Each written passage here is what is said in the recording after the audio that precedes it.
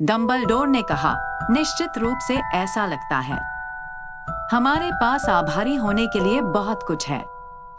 के लिए क्या आप नींबू की एक बूंद की परवाह करेंगे? एक नींबू की बूंद। वे एक प्रकार की मुगल मिठाई है जो मुझे बहुत पसंद है। नहीं, धन्यवाद, प्रोफेसर मैकगोनागल ने ठंडे स्वर में कहा, जैसे कि उसने ऐसा नहीं किया हो। सोचो, यह नींबू की बूंदों का क्षण था। जैसा कि मैं कहता हूँ, भले ही आप जानते हो कि कौन है गया है। मेरे प्रिय प्रोफेसर, निश्चित रूप से आप जैसा समझदार व्यक्ति उन्हें बुला सकता है। उसका नाम? यह सब आप जानते हैं कौन वाली बकवास मैं 11 वर्षों से कर रहा हूँ।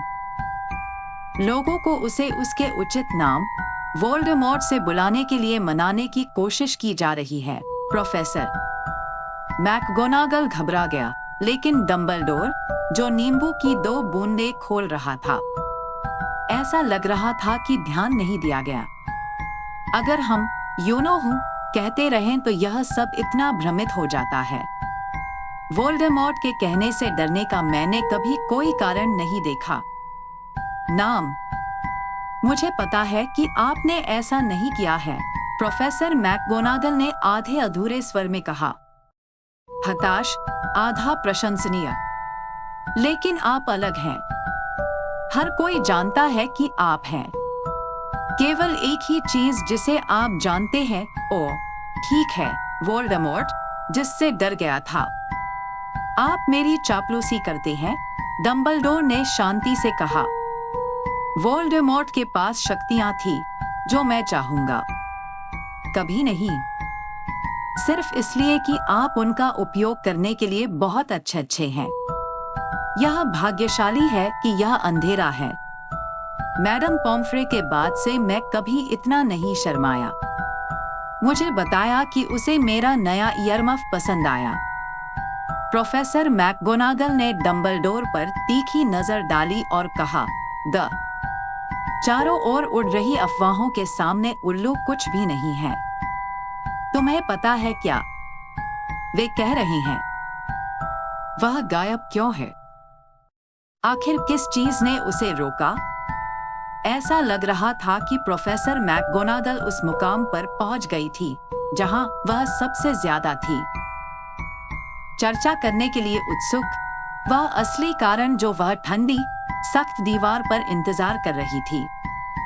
दिन, क्योंकि न तो एक बिल्ली के रूप में और न ही एक महिला के रूप में उसने डम्बलडोर को इस तरह से तय किया था। भेदी घूरना जैसा कि उसने अब किया था।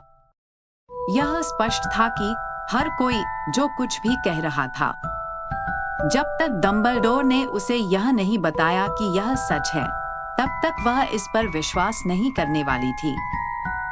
हालांकि डम्बलडोर एक और नींबू की बूंद चुन रहे थे और उन्होंने कोई जवाब नहीं दिया। वे जो कह रहे हैं, उसने जोर देकर कहा, क्या वह कल रात वोल्डेमॉर्ट है?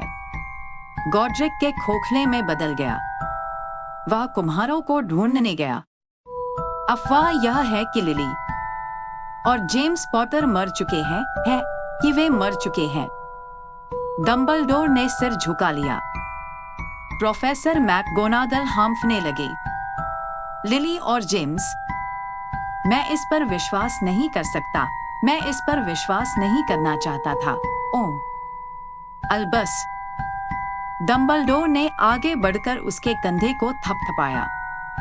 मैं जानता हूं कि मैं पता है, उसने भारी स्वर में कहा।